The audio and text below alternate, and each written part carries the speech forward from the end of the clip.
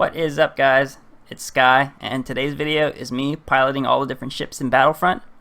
I break down some of the differences and how to be successful in different matchups, because all the ships are very unique. And this is actually a video that I made about a month ago, and I've kind of been sitting on it.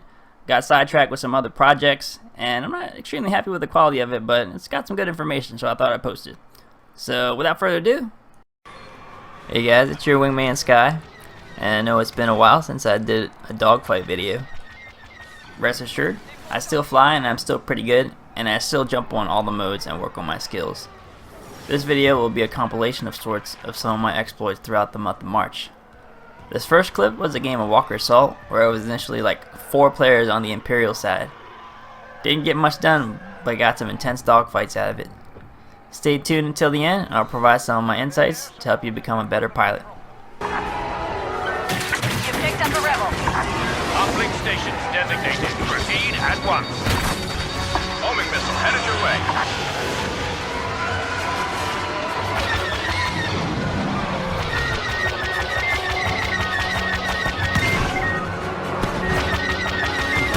Rebel fighter destroyed.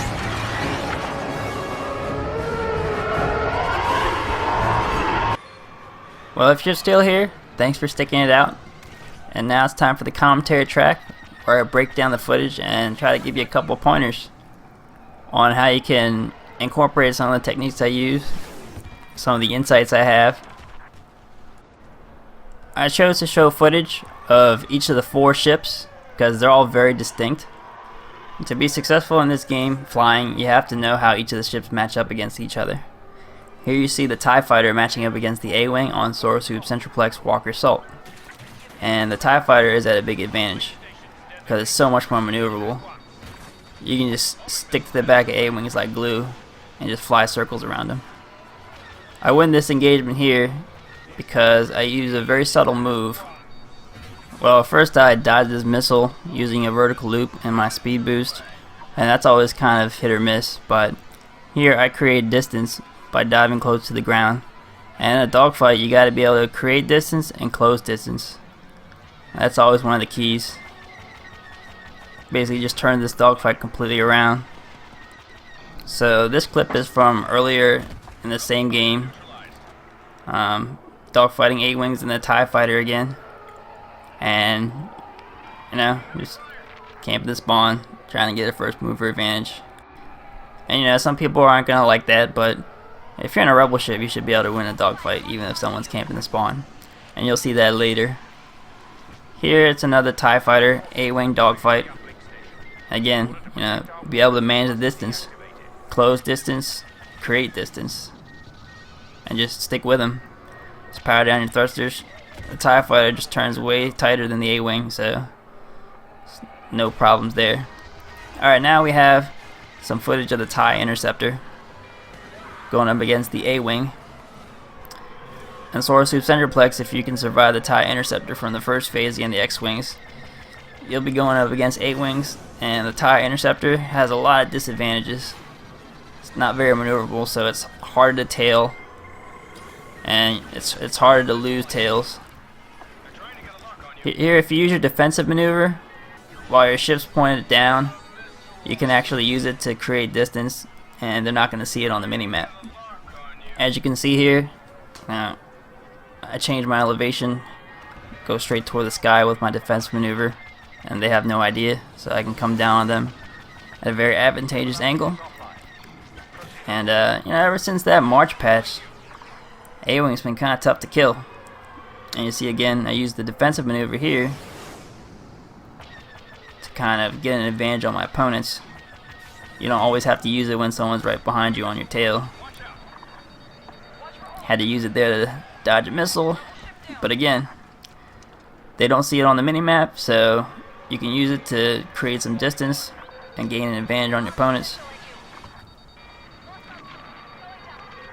And I think, yeah, I think I'm being tracked by a lock from the ground here. That's a very tenacious lock. Those ionic torpedoes are very tenacious. I think I blew this dogfight here. And actually, I was a little distracted.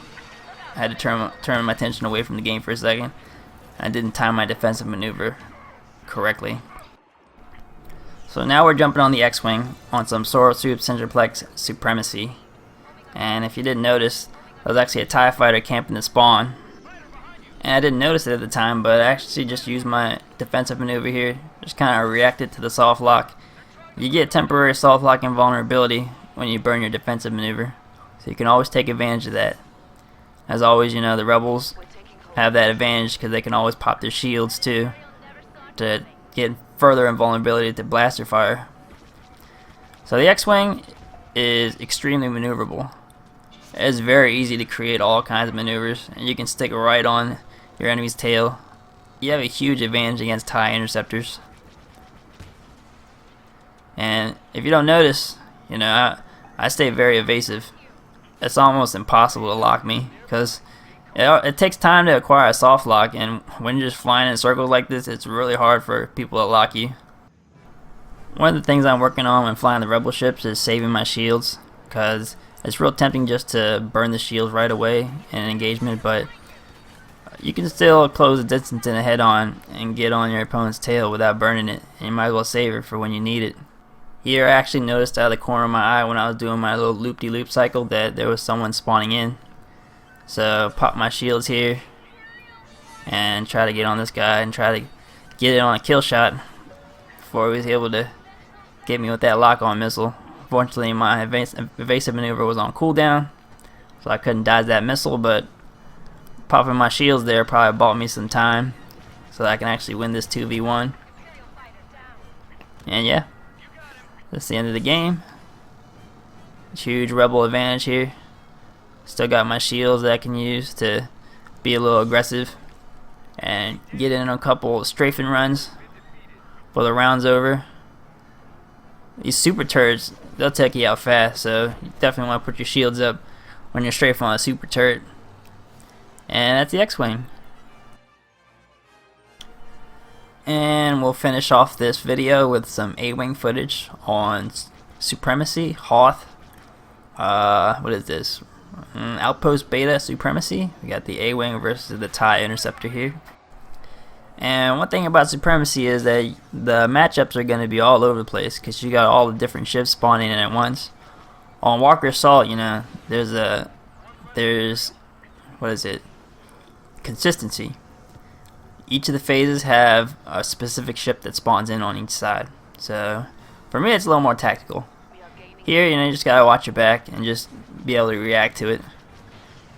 You got some TIE fighters spawning in. TIE fighters are a tough matchup for the A-Wing. They're a lot more maneuverable. But obviously you still have a shield advantage, and if you're good, you'll still be able to win. You'll notice I used a nice little elevation change here to get the advantage on the second TIE fighter. And that's one of the advantages of the A-Wing. It's so fast that you can change your elevation quickly, and you'll be up in the sky before they even know it. Swoop in on them. Very advantageous position. And yeah, that's how you win a dogfight against a more maneuverable ship. Gotta use all the tricks. Get in on this ATST kill. Help out my teammates there on the ground. And you can actually be very effective in a fighter in Supremacy, because you've got those outdoor objectives that are wide open. And if you're pretty good, you know, you can pretty much just have a field day with those outdoor objectives. Well guys, hope you enjoyed. Hope you learned something. Thanks again. This is Sky. I'll see you in the next one.